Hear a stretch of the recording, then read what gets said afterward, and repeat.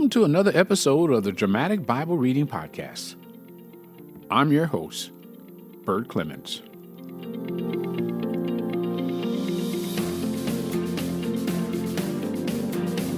Welcome back, everyone. We're almost finished with the Gospel of John.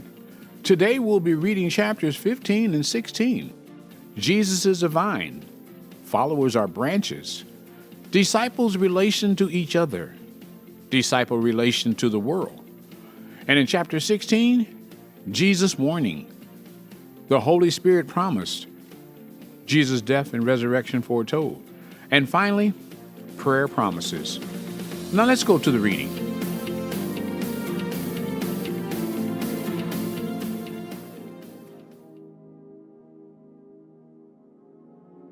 The Gospel of John, chapter 15, verse 1. Jesus is the vine. Followers are branches. I am the true vine, and my Father is the vine dresser. Every branch in me that does not bear fruit, he takes away. And every branch that bears fruit, he prunes it, so that it may bear more fruit. You are already clean because of the word which I have spoken to you. Abide in me, and I in you. As a branch cannot bear fruit of itself unless it abides in the vine, so neither can you unless you abide in me. I am the vine, you are the branches. He who abides in me, and I in him, he bears much fruit, for apart from me you can do nothing. If anyone does not abide in me, he is thrown away as a branch and dries up, and they gather them and cast them into the fire, and they are burned. If you abide in me and my word abide in you, ask whatever you wish, and it will be done for you. My Father is glorified by this, that you bear much fruit, and so prove to be my disciples. Just as the Father loved me, I have also loved you. Abide in my love. If you keep my commandments, you will abide in my love, just as I have kept my Father's commandments and abide in his love. These things have I spoken to you so that my joy may be in you, and that your joy may be made full. Verse 12, disciples' relationship to each other. This is my commandment, that you love one another, just as I have loved you. Greater love has no one than this, that one lay down his life for his friends. You are my friends if you do what I command you. No longer do I call you slaves, for the slave does not know what his master is doing, but I have called you friends. From all things that I have heard from my Father, I have made known to you. You did not choose me, but I chose you, and appointed you that you would go and bear fruit, and that fruit would remain, so that whatever you ask of the Father in my name, he may give to you. This I command you, that you love one another. Verse 18. Disciples' relation to the world. If the world hates you, you know that it has hated me before it hated you. If you were of the world would love its own. But because you are not of the world, but I chose you out of the world, because of this the world hates you. Remember the word that I said to you, a slave is not greater than his master. If they persecute me, they will also persecute you. If they kept my word, they will keep yours also. But all these things they will do to you for my name's sake, because they do not know the one who sent me.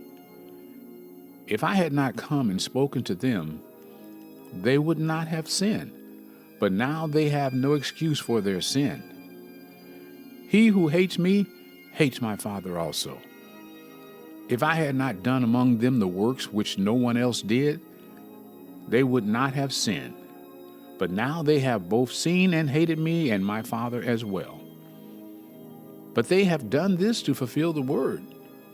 that is written in their law. They hated me without a cause.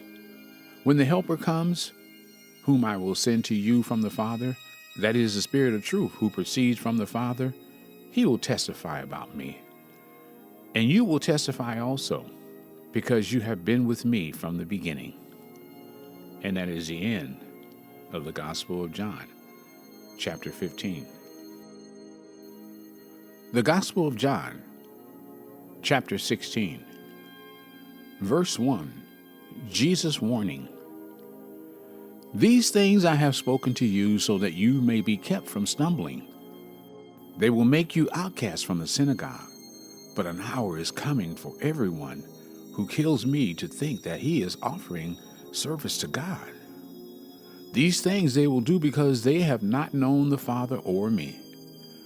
But these things I have spoken to you, so that when their hour comes, you may remember that I told you of them. These things I have not said to you at the beginning, because I was with you. Verse 5, the Holy Spirit promised. But now I'm going to him who sent me, and none of you asked me, where are you going? But because I have said these things to you, sorrow has filled your heart. But I tell you the truth. It is to your advantage that I go away. For if I do not go away, the Helper will not come to you. But if I go, I will send him to you. And he said, when he comes, when he comes, will convict the world concerning sin and righteousness and judgment.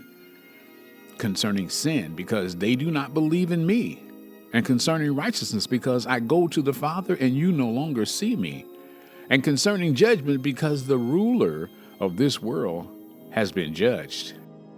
I have many more things to say to you, but you cannot bear them now. But when he, the Spirit of truth, comes, he will guide you into all truth, for he will not speak on his own initiative, but whatever he hears, he will speak, and he will disclose to you what is to come. He will glorify me, for he will take of mine and will disclose it to you. All things that the Father has are mine. Therefore I said that he takes of mine and will disclose it to you. Verse 16, Jesus' death and resurrection foretold. A little while and you will no longer see me. And again a little while and you will see me. Some of his disciples then said to one another, what is this thing he is telling us? A little while and you will not see me, and again a little while and you will see me, and because I go to the Father? So they were saying, what is this that he says, a little while? We do not know what he is talking about. Jesus knew that they wished to question him, and he said to them, are you deliberating together about this, that I said a little while and you will not see me, and again a little while you will see me? Truly, truly, I say to you, that you will weep and lament, but the world will rejoice. You will grieve, but your grief will be turned into joy. Whenever a woman is in labor, she has pain because her hour has come. But when she gives birth to the child, she no longer remembers the anguish because of joy that a child has been born into the world. Therefore you too have grief now, but I will see you again, and your heart will rejoice, and no one will take your joy away from you. Verse 23, prayer promises. In that day you will no longer question me about anything. Truly, truly, I say to you, if you ask my Father for anything in my name, he will give it to you. And so now you have asked for nothing in my name. Ask and you will receive, so that your joy may be made full. These things I have spoken to you in figurative language. An hour is coming when I will no longer speak to you in figurative language, but will tell you plainly of the Father. In that day you will ask in my name, and I do not say to you that I will request of the Father on your behalf. For the Father himself loves you, because you have loved me and have believed that I came from the Father. I came forth from the Father and have come into the world. I am leaving the world again and going to the Father." His disciples said, "Lo, now you are speaking plainly and are not using a figure of speech. Now we know that you know all things and have no need for anyone to question you. By this we believe that you came from God." Jesus answered them, "Do you now believe? Behold, an hour is coming, and has already come, for you to be scattered, each of his own home, to leave me alone, and yet I am not alone, because the Father is with me. These things I have spoken to you, so that in me you may have peace.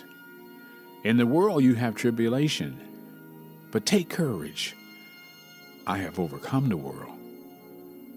And that is the end of the Gospel of John, chapter 16.